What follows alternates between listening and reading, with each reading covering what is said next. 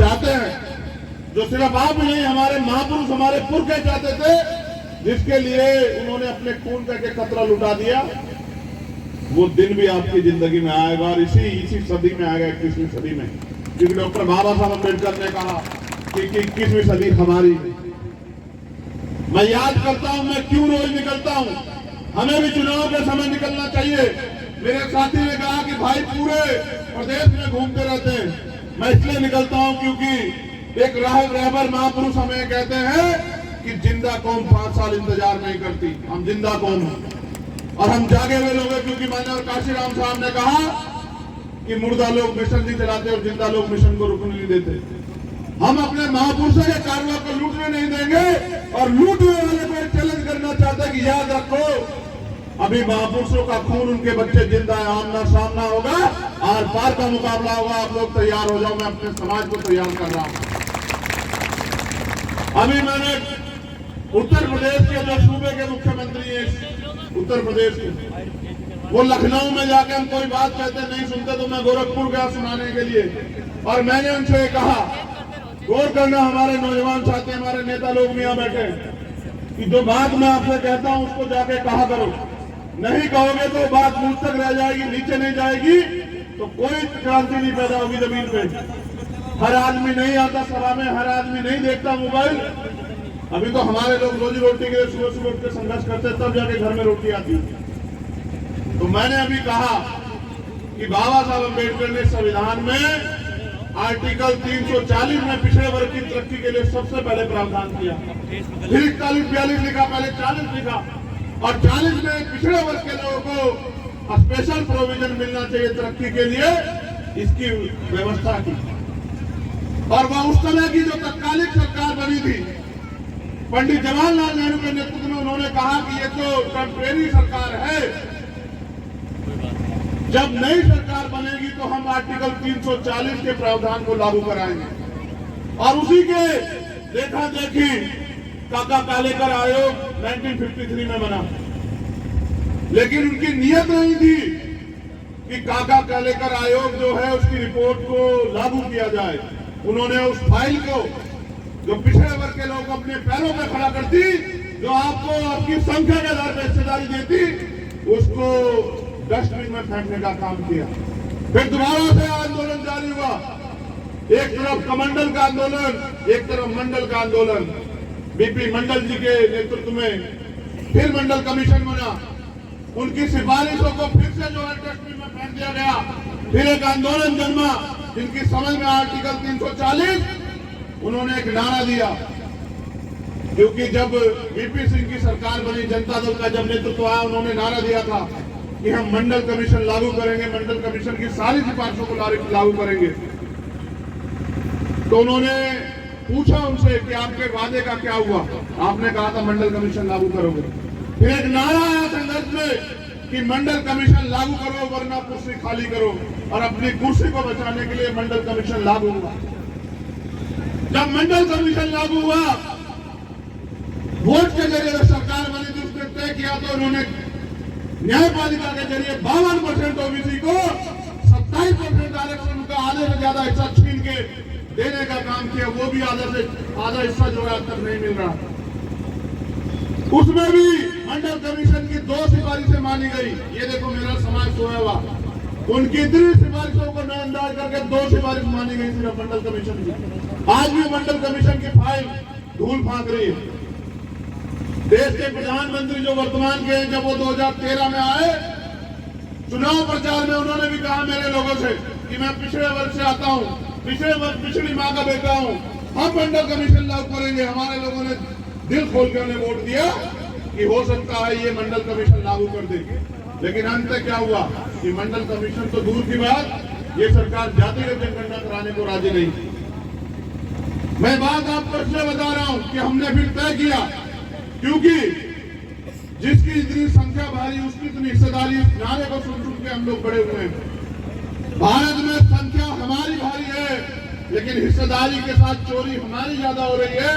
इसलिए हमने तय किया, हमने जब, क्योंकि हम सरकार से जब कहते हैं कि कराओ जातिगत जनगणना, जब हम कहते हैं कि 52% पिछड़ों को 52% आरक्षण दो।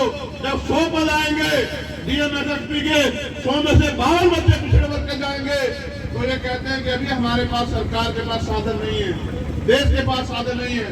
तो हमने उसकी भी काट निकाली और हमने कहा कि 27% आरक्षण आपने दिया है, लेकिन अभी 2022 में जब ईडब्ल्यूएस पे फैसला है माननीय सर्वोच्च न्यायालय का, तो उन्होंने कहा कि 50% की कैब खत्म हो गई है। अभी बाद में बात करें। जब उन्होंने 50% की कैब खत्म कर दी और आपने हमसे कहा, जब आपने 27% आरक्षण दिया कि 50% की कैब के कारण 27% आरक्षण मिल रहा है, तो अब हमने मांग उठाई है कि जिसकी इतनी संख्या बारी उसकी इतनी हिस्सेदारी अब इस देश में लागू होनी चाहिए। 52% ओबीसी को 52% आरक्षण अब इस देश में मिलना चाहिए, ये मांग हमने उठाई। तो सरकार का जवाब आया कि अभी भी साधन की कमी है।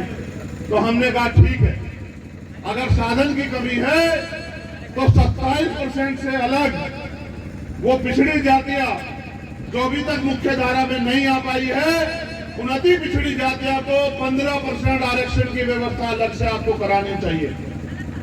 जब उन 15% आरक्षण को उन पिछड़ी अति पिछड़ी जातियों में जाने का मौका मिलेगा, हम सामाजिक न्याय को मानने वाले लोग हैं, तो मैं मानता हूं कि जिनका कभी क्लर्क भी नहीं बना, पटवारी भी नहीं बना, उनका भी जब आईएएस आईपीएस बनेगा तो उन समाज के बारे में भी आवाज उठेगी। हिस्सेदारी का मतलब, सामाजिक न्याय का मतलब ये नहीं होता कि मैं, मेरा बेटा, मेरी बेटी, मेरा परिवार, ये नहीं होता है। समाज के हाशिए पे गए हुए उस हर एक आदमी की आवाज आपको उठानी पड़ेगी।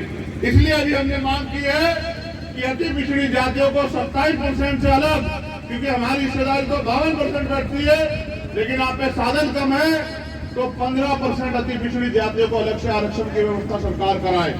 और उसके साथ यहाँ 66 जातियां चिन्हित की गई हैं दलित समाज की, 60 दिखती नहीं है, 6 दिखती है मात्र। हमने मांग की है, हमारा दिल बड़ा है, हम ईमानदार से बहुजन बनाना चाहते हैं कि उन 60 जातियों को भी संख्या के आधार पे 5% आरक्षण अलग से जो अब तक मिल रहा है उसके अतिरिक्त देने की व्यवस्था सरकार करे। और मैं आपसे वादा कर रहा हूं कि सरकार के हलक में हाथ डाल के हम ये आरक्षण दिला कर रहेंगे अपने लोगों को। इस सरकार को मेरी चुनौती है, ये बात सरकार याद रखे, ये लोकतंत्र है, जिनका वोट होगा उनका राज होगा, और जिनकी संख्या ज्यादा होगी उनके हितों की रक्षा वो खुद करेंगे। इसलिए हम लोग जगाने के लिए निकले कि उन अति पिछड़ी और अति दलित जातियों को भी वो आरक्षण की व्यवस्था होनी चाहिए। लेकिन सम्मानित साथियों, ये लड़ाई, जिस लड़ाई की शुरुआत के दौर में आज फिर हम दोबारा से खड़े हुए हैं, ये सामाजिक परिवर्तन, आर्थिक मुक्ति का आंदोलन, इस आंदोलन को सफल बनाने के लिए भी आपको मेरी बात पे गौर करना पड़ेगा। कैसे होगा सामाजिक परिवर्तन? किसी भी परिवर्तन के लिए शक्ति की जरूरत होती है, और भारत में जो शक्ति है वो सत्ता के पास है। आप सत्ता से दूर हो, सत्ता आपके आसपास भी नहीं, बताओ परिवर्तन कैसे होगा? आपकी जो समस्याएं हैं, जिनके लिए रोज आप उम्मीद करते हो कोई सरकार बने, कोई मसीहा आए, कोई सोचे, लेकिन बाबा साहब अम्बेडकर आपको वोट का अधिकार देके गए हैं। उस वोट के बदौलत आप अपना राज स्थापित करके उन सारी समस्याओं का हल निकालना चाहते हैं। कब तक दूसरों पे भरोसा करते रहोगे मेरे साथी? अब आपको पहले राजतंत्र था, राजा महाराजा आमने सामने होते थे, सेना सामने सामने होती थी, तलवार भाले चलते थे, बंदूकें चलती, तोप चलती थी, ऊंट हाथी घोड़ों का युद्ध होता था, कत्लेआम होता था, तब जाके सत्ता बदलती थी, राज बदलता था। अब बाबा साहब अम्बेडकर के प्रयास से, उनके साथियों के प्रयास से, सर छोटू राम के प्रयास से आज ऐसे बटन दबाना पड़ता है। अपना अंगूठा भी तैयार नहीं कर पाओ तो बताओ मानसिक गुलामी तुमसे कितनी छुट्टी है? अब तक आजाद हुए 70 साल से ज्यादा हुए। मैं आपको इतिहास बताता हूं, भारत का नील भाई ने जिक्र किया भोपाल के आंदोलन का। गया था मैं भोपाल, क्योंकि अभी जो अवसर है वो भी समानता के रूप में नहीं आए, लेकिन कुछ दल पिछले दरवाजे से, दल क्या, वो भारतीय जनता पार्टी आरएसएस के लोगों में जानता हूं उनको, वो पिछले दरवाजे से एक आंदोलन करवा रहे थे। और आंदोलन क्या था कि जातिगत आरक्षण खत्म होना चाहिए, जैसे इनके बाप ने दिया था। ये ऐसे बता रहे खत्म होना चाहिए जैसे इनके बाप दादाओं ने भीख में कुछ दे दिया हो। ये हमारी हिस्सेदारी है, हमारा बल देखो कि हमने मार खाई, हमने अन्याय कहा, हमें जुल्म जाते सही, हमने तमाम अधिकार विहीन होकर भी अपने देश को संजो के रखा। हमने इस देश से कभी जो है बगावत नहीं की। तब मैंने सोचा कि ये ऐसे नहीं मानेंगे। मैंने अपने लोगों से कहा कि ईंट का जवाब पत्थर से देना पड़ेगा, इनके आंदोलन से बड़ा आंदोलन करना पड़ेगा। 12 फरवरी को आना मेरे दोस्तों भोपाल। हम इस सरकार को बताएंगे कि ये जो पिछले पर्दे के पीछे जो खेल कर रही है इसका जवाब हम देंगे। और 12 फरवरी को जो सैलाब आया तो मुख्यमंत्री को पसीने भी पता नहीं कहां से आए। मुख्यमंत्री अगले दिन जो मांगे हमने उठाई 31 उन पे घोषणा करने लगे। लेकिन सबसे जरूरी मांग ये है कि जातिगत जनगणना होनी चाहिए, क्योंकि जब जातिगत जनगणना होगी तो पोल खुलेगी कि किस जाति के सुप्रीम कोर्ट में कितने जज हैं, किस जाति के हाई कोर्ट में कितने जज हैं, किस जाति के यूनिवर्सिटी के चांसलर हैं, किस जाति के उत्तर प्रदेश में कितने थानाध्यक्ष, कितने सीओ पोस्टिंग पे हैं, कितने आईएएस आईपीएस पोस्टिंग पे है। इन सारी बातों की और देश में भी जो सरकारों में है उनकी सबकी पोल खुलेगी कि किसकी जाति के कितने केंद्रीय सचिव हैं, किस जाति के राज्य सचिव हैं।